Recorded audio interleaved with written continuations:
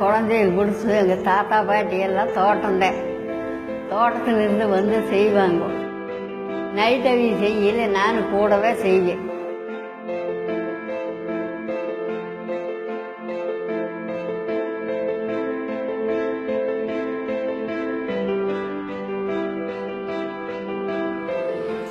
Both legs back.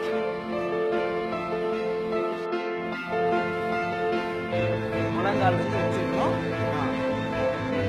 கையில தான் full weight இருக்கணும். கையில தான் வெயிட் இருக்கணும்.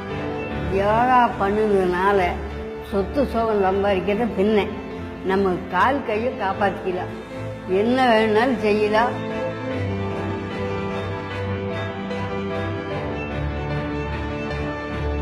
Absolutely motivated. A 98-year-old doing all sorts of things, and you'll be motivated and try and achieve at least 50% of what she's doing.